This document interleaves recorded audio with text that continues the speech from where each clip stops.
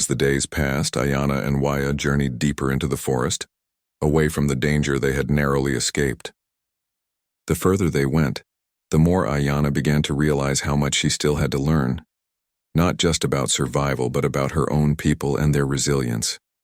Waya, though a man of few words, spoke with wisdom and calm. He had seen the worst of what the settlers had done, yet he never lost his hope. It was something Ayana admired deeply, and it gave her the strength she needed to push forward, even when everything felt uncertain. One evening, as the sun dipped behind the tall trees, they arrived at a hidden camp deep in the heart of the forest. It wasn't just a place to rest. It was a home for many of the Cherokee who had refused to bow to the settlers' demands. Waya led Ayana toward the camp, where other warriors, men and women alike, were gathered around a fire. There were elders, children, and even a few families who had been displaced from their homes. Ayana could feel the strength in the air, a quiet but powerful energy that seemed to pulse from the land itself. These were the people who had decided they would not give up without a fight. Waya's presence was immediately recognized. The warriors and leaders of the camp nodded respectfully to him, and Ayana felt a sense of belonging in that moment. These people had come together out of necessity, but also out of a shared belief in something greater than themselves, the preservation of their culture, their land, and their way of life. As the fire crackled and the night grew darker, the leader of the camp, an older man with silver hair and a weathered face, approached Waya and Ayana. His name was Chief Ahuli, a man known for his wisdom and courage. He looked at Ayana with kind eyes, his gaze thoughtful. "Waya has spoken of you, young one," Chief Ahuli said, his voice deep and steady. "You are stronger than you realize, and you have much to offer our people." Ayana felt a warmth spread through her chest at the chief's words.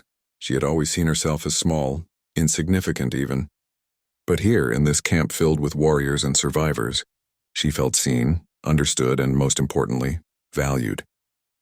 That night, as the fire flickered and the stars above twinkled in the vast, open sky, Ayana sat with Waya, Chief Ahuli, and several other members of the camp. They spoke of the growing threat from the settlers, of the land they had lost, and of the ways in which they could fight back. Ayana listened carefully, absorbing every word. There were many plans being discussed, some peaceful and others more direct. Ayana knew that the path forward wouldn't be easy, but it was the only way. For the first time, she didn't feel alone in her fight. Days turned into weeks, and during that time, Ayana was trained by the warriors of the camp. She learned the ways of the Cherokee, how to track animals, how to move silently through the forest, and how to use a bow and arrow. It wasn't easy. There were times when she stumbled, times when she felt her muscles ache and her hands shake from exhaustion. But each time she faltered, Waya was there to offer guidance and encouragement. He never pushed her too hard, but he always made sure she kept moving forward, even when she wanted to give up. Ayana also spent time with the women of the camp, who taught her the ancient arts of weaving and crafting, skills that had been passed down from mother to daughter for generations. She felt a deep sense of pride in these traditions, understanding more and more each day how important they were to the Cherokee way of life. The connection to the earth, to their ancestors, was woven into everything they did. It was more than survival. It was about honoring the past and ensuring that the future of their people would continue. No matter the cost, the camp became a sanctuary for Ayana, a place where she could grow stronger, physically and mentally, and also where she could find peace. But the danger was never far away. The settlers continued to encroach on Cherokee lands, pushing further and further into territories that had once been sacred to the tribe. There were rumors of more attacks, of more families being forced to flee their homes. Ayana knew that the settlers would not stop until they had claimed it all. One day, as Ayana and Waya sat by the fire, discussing the events of the past few weeks, Waya spoke again, his voice as steady as ever. "We are preparing for what's to come. But remember, Ayana, this fight is not just about us. It is about the future of all who come after us." Ayana looked at him, confusion flickering in her eyes. "What do you mean?" she asked. "This fight," Waya continued, "is not just for the Cherokee who live today. It is for those who will be born in the future, who will live on the land that has been ours for generations. It is for the children who have yet to come and for the elders who have already passed on. We fight for the future, for our way of life to endure no matter the cost." His words struck a chord deep within Ayana. She had never thought of the fight in such a way. She had been thinking only of her own survival, of her own people, but now she understood. The battle they were facing was much larger than just a group of settlers. It was about protecting everything their people had built, everything they had held sacred. It was about ensuring that their traditions, their stories, and their connection to the land would continue. With that realization, Ayanna felt a renewed sense of purpose. She was no longer just fighting for herself or even just for the people she knew.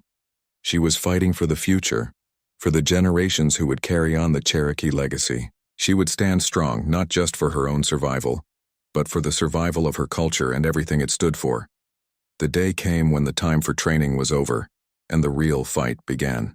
The warriors of the camp, including Ayanna, set out on a mission to protect their land from the settlers' advances. They moved with precision, using their knowledge of the land to their advantage, striking when necessary and disappearing into the forest when the time was right. It wasn't a battle of brute force. It was a battle of intelligence, strategy, and resilience. And though the settlers had more weapons and more men, they couldn't match the knowledge and unity of the Cherokee. As the months passed, the battles became more frequent. The Cherokee warriors fought with everything they had, knowing that each victory, no matter how small, was a step toward securing their future. But even in the face of adversity, Ayanna never lost the sense of hope that Waya had instilled in her. The fight was far from over, but the Cherokee were no longer fighting alone. They were fighting as a united force, stronger than they had ever been. Years later, as Ayanna stood looking out over the land that had once been her home, she could see the fruits of their labor. The Cherokee had not been defeated. Their culture, their traditions, and their spirit had endured. The fight had been long and it had been difficult, but they had survived. And as long as there were those like Ayanna, like Waya, who remembered what they fought for, the Cherokee people would continue to thrive. Ayanna turned to Waya, who stood beside her, watching the horizon with the same quiet determination that had first drawn her to him. "We did it," she said softly. Waya nodded, his eyes filled with pride. "We did, and we will continue to do so, for as long as we have the strength to fight." And with that, they stood together, knowing that their journey was far from over, but confident in the legacy they had helped create. Ayanna had found her place in the fight for her people's future, and she knew that no matter what came next, she would be ready. Waya guided Ayanna through the forest, his steady hand on her shoulder as they made their way deeper into the trees. The sounds of the town slowly faded behind them, replaced by the peaceful whispers of the forest.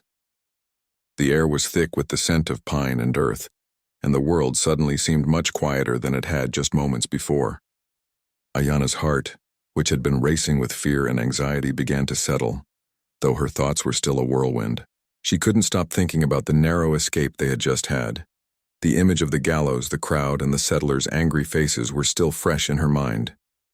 She had been moments away from death, and yet she was here walking alongside the man who had saved her life. She glanced up at Waya, trying to make sense of everything that had happened. She wanted to ask him questions, to know more about who he was and why he had come to her rescue, but the words caught in her throat. Waya seemed to sense her unease and slowed his pace slightly, looking down at her. His face was calm, his expression thoughtful, as if he was weighing something in his mind. After a few moments, he spoke, his voice quiet but strong. "You are safe now," he said, though his words seemed to carry more weight than simple reassurance. He wasn't just telling her that the immediate danger had passed. He was saying something more, something deeper, as if he was acknowledging that they both knew this was only the beginning. Ayanna nodded, but her mind was still spinning. How had he known to come to her rescue? Why had he chosen to help her out of all the people in that town? There were so many questions, but at that moment she didn't feel ready to ask them. She needed time to think, to breathe, to process the reality of what had just happened. Her world had been turned upside down in the span of a few minutes, and she wasn't sure how to make sense of it all. As they continued walking, Waya guided them through the thick woods, his steps light and sure. Ayanna followed closely behind, feeling a strange sense of trust in him despite having only just met. She could see that he knew this land, that he was at home in the forest in a way that she could never be. His every movement was graceful and confident, as if he was one with the earth beneath his feet. Ayanna couldn't help but admire him, and for the first time in a long while she felt a glimmer of hope. The days ahead were uncertain, and she knew the danger wasn't over. The settlers might not have taken action right away, but they wouldn't forget. Her life was still at risk, and so was the life of every Cherokee who lived near the expanding settlements. The settlers had made it clear that they didn't want the Cherokee on their land. And as much as Ayanna wanted to believe that there was still room for peace, she knew deep down that it was a dream that was slipping further and further away. Waya, however, seemed determined, his posture never faltering. He had saved her life, but his actions had meant something more than just a rescue. He had stood up to the settlers in a way that none of the others had been able to. He had not only saved her from death, but he had given her something else, something much more precious. The courage to believe that there was still hope. As they walked, Waya spoke again, this time in a soft, thoughtful tone. "You are not alone, Ayanna. You may feel it now, but you are part of something bigger. There are many of us who are ready to fight for what is ours." Ayanna turned her head toward him, her eyes wide with curiosity. "What do you mean?" she asked, her voice barely above a whisper. "There are many of our people who are not willing to stand by and watch as our lands are taken from us," Waya explained. "We have our warriors, our leaders, and our elders who are organizing. We may not have the numbers the settlers have, but we have something they can never take away. Our will to fight for our land, our family, and our future." His words struck her deeply. She had heard whispers of resistance, of warriors who had fought back, but she had never truly understood what it meant to be part of something bigger.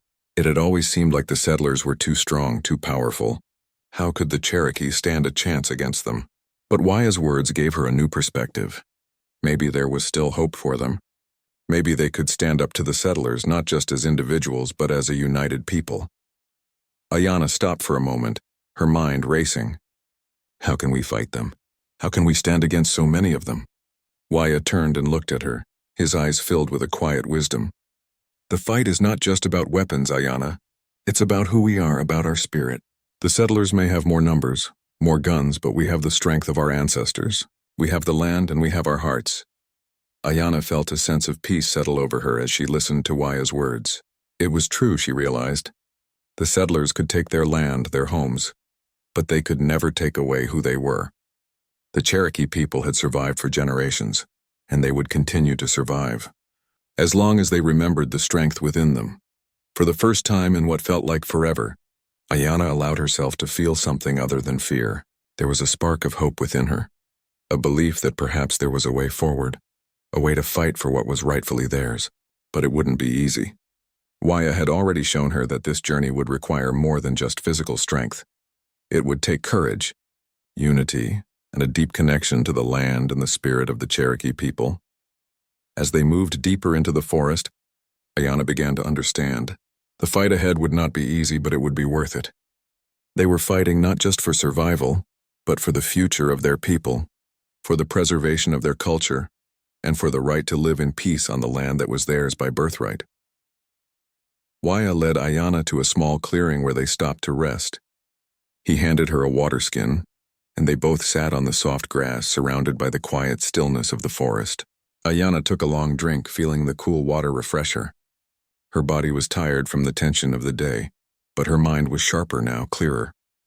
As they sat in silence, Waya glanced at her and spoke once more. "You are stronger than you think, Ayanna. Ever forget that?" Ayanna nodded, the weight of his words sinking in. She wasn't just a girl caught in a dangerous situation.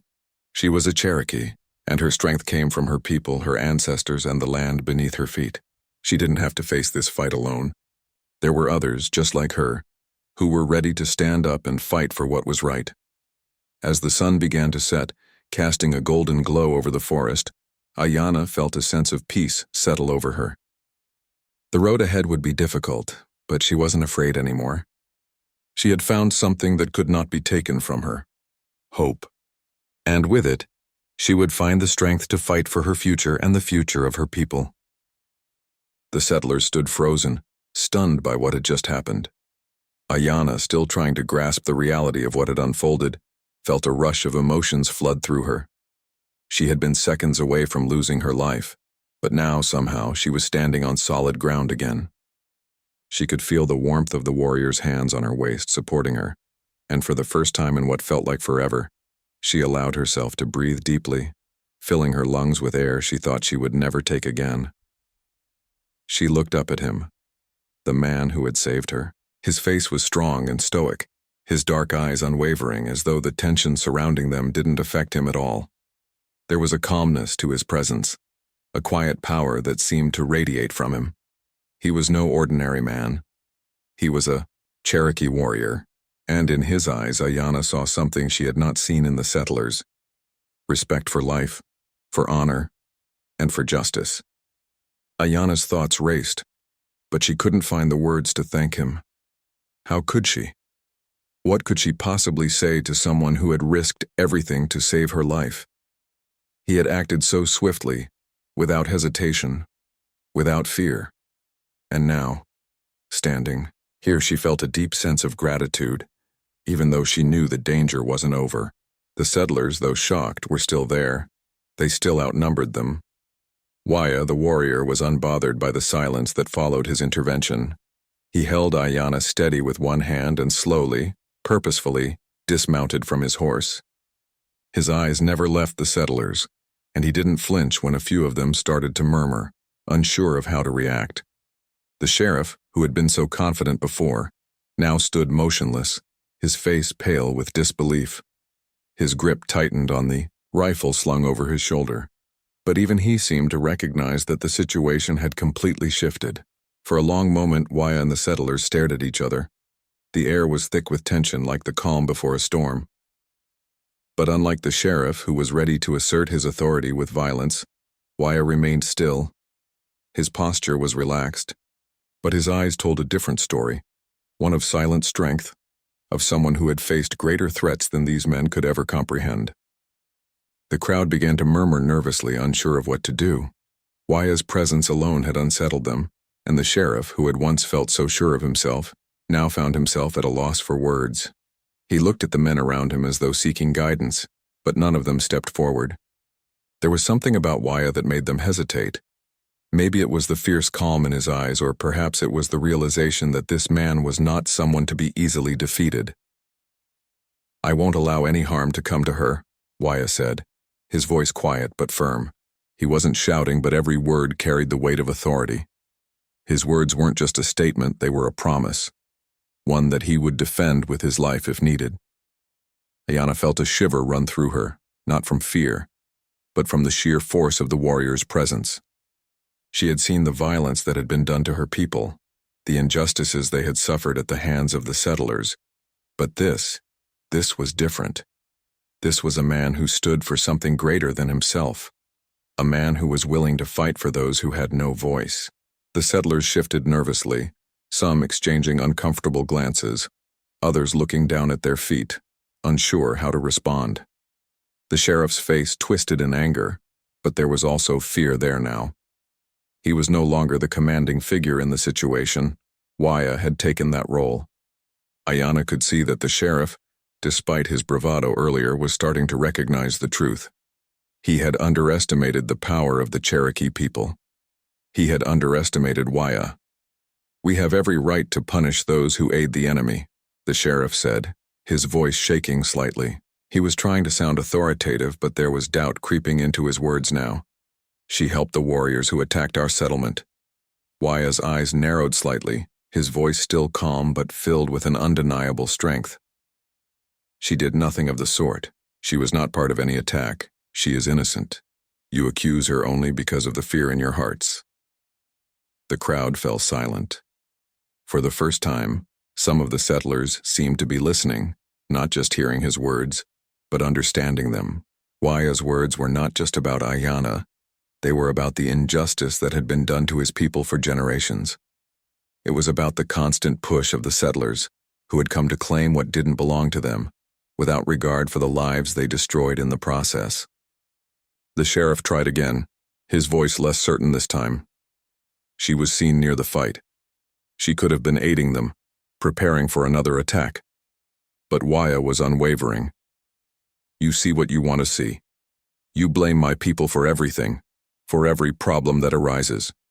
But you are the ones who come here, pushing us off our land, forcing us to fight for what is ours." His words were like a crack of thunder. They struck with precision and power, and Ayanna saw the effect it had on the settlers. Some of them began to look uncomfortable, while others stood with their heads lowered, their faces showing the first signs of doubt. The truth, though painful, was starting to sink in. The settlers had come here to take what they wanted, and they had done it at the expense of innocent lives. They had torn apart families, destroyed communities, and forced people like Ayanna into impossible situations. Waya didn't wait for another response from the settlers. He turned back to Ayanna, placing a hand on her shoulder. He looked into her eyes, his expression softening for a moment. "We must leave now," he said gently, "before this gets worse." Ayanna nodded, her legs still weak from the fear and the adrenaline that had coursed through her just moments before. She wanted to speak, to say thank you, but the words caught in her throat. She was afraid, but also filled with a deep sense of gratitude that someone had finally stepped forward to protect her. With a steady hand, Waya guided Ayanna away from the gallows and toward his horse. He mounted the horse with practiced ease, his eyes never leaving the settlers. The tension in the air remained thick, but Waya had shown them that he would not back down. He had made it clear that Ayanna would not be harmed, and that no amount of fear or hatred would change that. The settlers stood there, watching as the two of them rode away. Some of them remained silent, their heads bowed in shame, while others watched with growing uncertainty. Waya's intervention had made them question their actions. What had they been thinking? What had they hoped to achieve by punishing an innocent girl? As they disappeared into the distance, Ayanna realized something. Her life had been spared, not by the mercy of the settlers, but by the courage of one man who had refused to let injustice stand. Waya had not only saved her life, he had changed the course of her fate. And with that, Ayanna knew that things would never be the same again. She wasn't alone anymore. There was someone fighting for her people, someone who understood the true meaning of justice. It was just the beginning of a new chapter, one where the Cherokee would no longer be silenced. The town center was quiet now, except for the murmurs of the settlers who had gathered. It was clear that they had come to see an example made of Ayanna. Some of the settlers were angry, their faces twisted with the belief that they were doing something righteous. Others were quieter, unsure of what to make of the situation, but still caught up in the mob mentality that had taken over. Ayanna stood there, her heart pounding in her chest as the thick rope was tied around her neck. The rough texture of the rope burned her skin, and she could feel the pressure building around her throat. She struggled to breathe. Every instinct in her told her to fight back, to scream, to run, but her hands were bound too tightly behind her and her body felt paralyzed with fear. Ayanna's mind raced with thoughts of her family and her people. She thought of her mother, her younger siblings, and the old stories her grandmother had told her by the fire. She thought of the beautiful mountains, the rivers, and the forest that had always been a part of her life. How could it all be slipping away so quickly? The settlers were no longer shouting.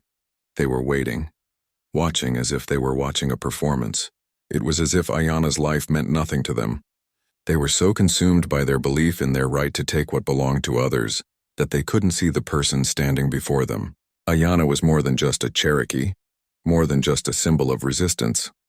She was a human being with dreams, hopes, and a family that loved her. But the settlers didn't see that. To them, she was just an obstacle, someone they could use to prove a point.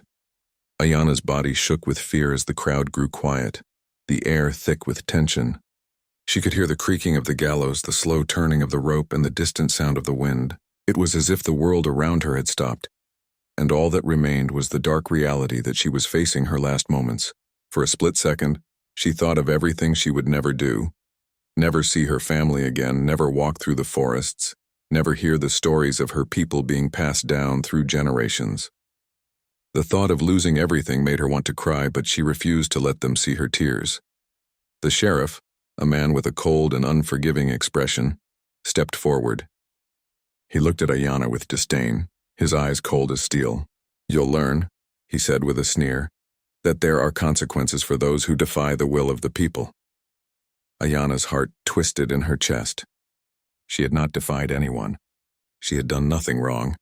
But to the settlers, nothing would change their minds. They had already decided that she was guilty, and nothing could make them see the truth. The sheriff nodded to one of the men holding the rope. Slowly, the trapdoor beneath Ayana's feet began to creak and she felt the ground give way. Her body jerked, and she felt the weight of the rope tighten around her neck. Her vision blurred as she gasped for air, each breath more difficult than the last. Panic surged through her as she realized she could not breathe. Her body fought against the rope, trying to break free, but there was no escape. The world around her began to fade, and just as everything seemed to go dark, something unexpected happened. There was a loud thud, followed by a shout from the crowd. Ayana's body dropped slightly, her feet now swinging in midair, but the rope no longer pulled at her neck. The pressure lifted, and for a brief, shocking moment she could breathe again. Ayana blinked, struggling to understand what had just happened. Was she still alive? She couldn't be sure, but she could hear the chaotic sounds of the crowd, shouting, gasping, and even some of the settlers starting to murmur in disbelief. Her head was spinning as she tried to make sense of it all. She turned her head slowly and saw him. A man, a warrior, was standing tall at the edge of the crowd. He was on horseback, his dark eyes scanning the scene with intensity. His body was covered in the traditional garb of the Cherokee, and he held a longbow in his hand. He wore a calm but determined expression, and his presence seemed to shift the energy of the crowd. The settlers were momentarily stunned, unsure of what to do. The warrior didn't hesitate. His eyes locked on Ayana, and without a moment's thought he rode forward, his horse's hooves thundering on the ground. The crowd parted as he moved with purpose, drawing everyone's attention. The sound of his arrival was so powerful that even the sheriff paused, his face now filled with confusion and fear. The warrior's presence was undeniable, and for the first time, the settlers seemed to realize that this was not a situation they could control with their anger and prejudice. Ayana's heart skipped a beat. Who was this man? How had he appeared out of nowhere? But there was no time to question it. The warrior was already in motion, and in one swift practiced motion he drew an arrow from his quiver and pulled it back on the bowstring. Without taking his eyes off the rope that had been tied around Ayana's neck, he released the arrow. It flew through the air with deadly accuracy and struck the thick rope, slicing through it like butter. Ayana gasped as the rope snapped, and her body dropped toward the ground. But she didn't fall to the dirt. The warrior was there in an instant, catching her by the waist and lifting her gently. Ayana's legs wobbled beneath her as she tried to regain her balance, but the warrior's strong hands held her steady. The crowd was in shock. No one had expected this. The settlers stood frozen, unsure of what to do. The warrior's eyes now scanned the group, his voice low but powerful as he spoke. "This girl has done nothing wrong. You will not harm her." His voice rang out like a thunderclap, and for a moment it felt as if time had stopped. The settlers exchanged uncertain glances, some of them beginning to step back. But the sheriff, still determined to show his authority, took a step forward. "You have no right to interfere here. This is our land, and this is justice." The warrior's expression darkened, and without saying a word, he raised his bow once more, his fingers lightly brushing the string. The tension in the air was palpable as the sheriff, sensing the warrior's readiness, took a cautious step back. The warrior did not raise his voice. His silent defiance was enough to keep the sheriff and the rest of the settlers at bay. "I am Waya," the warrior said, his voice steady and unwavering. "I am Cherokee, and I will not allow this injustice to continue." Waya's words cut through the tension like a knife, and the crowd began to murmur. Some of the settlers who had been on the fence about the situation began to question their own beliefs. They had come to see Ayana's death as inevitable, but now, with Waya's presence, they saw an alternative, one that forced them to face their own actions and the consequences of their cruelty. Waya did not speak further, but his message was clear. He had come to save Ayana, and he would not allow any harm to come to her. The settlers stood stunned, unsure of what to do next. But for Ayana, the moment of fear had passed. She was free, at least for now, and it was thanks to this mysterious warrior who had appeared just in time. Waya's presence had shifted everything, and the fate that had seemed so certain for Ayana just moments before had suddenly changed. The settlers had lost their grip on the situation, and it was clear that things would never be the same again. In the early 1800s, the American frontier was a place of constant struggle and change. The land was being taken over by settlers from the east, and this rapid expansion brought with it conflict and tension. As more settlers pushed westward, They began to take over areas that had once been home to Native American tribes for centuries. The land was not just a place to live.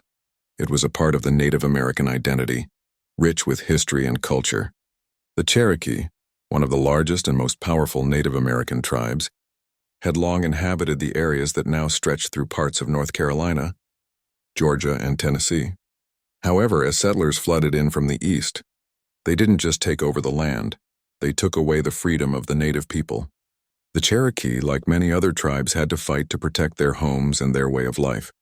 It wasn't just about survival. It was about preserving their identity and the future of their children. The arrival of the settlers marked the beginning of many struggles that the Cherokee and other tribes would face in the years to come. This was a time of great uncertainty and fear, as the natives knew that the land they held dear was slipping from their grasp. Among the Cherokee was a young girl named Ayanna. She was just 16 years old, but she had already witnessed the pain and suffering her people had endured at the hands of the settlers. Ayanna lived with her family on a small farm at the edge of the frontier, an area that was increasingly being surrounded by settlers who were determined to build farms, towns, and roads that would further push the Cherokee from their homes. The land was vital to the Cherokee. It was where their ancestors had lived and thrived, and to lose it would mean losing a part of themselves. Ayanna had grown up hearing stories of her ancestors, their bravery, and their connection to the land. She had always felt a strong bond with her people's traditions, and she admired the warriors who fought to protect their way of life. But she also knew that the world was changing around her, and that the Cherokee were losing their battle. The settlers didn't understand the importance of the land to the Cherokee. To them, it was just another piece of land to farm and build upon. The settlers saw the Cherokee as obstacles to their progress, rather than as a people with their own history, values, and rights. On a particular morning, Ayanna found herself caught in the middle of this growing conflict.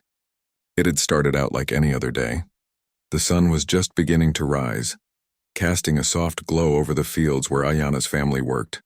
She had been helping her mother with the chores when a sudden loud noise interrupted the peaceful morning. It was the sound of shouting and the rumble of hooves. Ayanna's heart skipped a beat. She recognized the sound of settlers on horseback.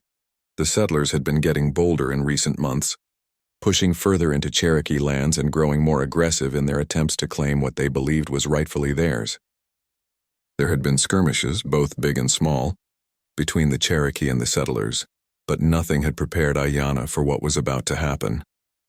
Ayanna's heart raced as she ran to the door of the small cabin. Her mother was already there, looking out with a worried expression. "Ayanna, go inside and stay there," her mother said quickly, but Ayanna could feel the tension in her voice. She had seen that look before, the one that said danger was near. Ayanna hesitated for a moment, but then obeyed. She had a sense of unease that she couldn't shake. Peering through a crack in the door, she watched as a group of settlers rode up to the farm. There were about 5 or 6 of them, all armed with rifles, their faces grim and hard. They looked like they meant business.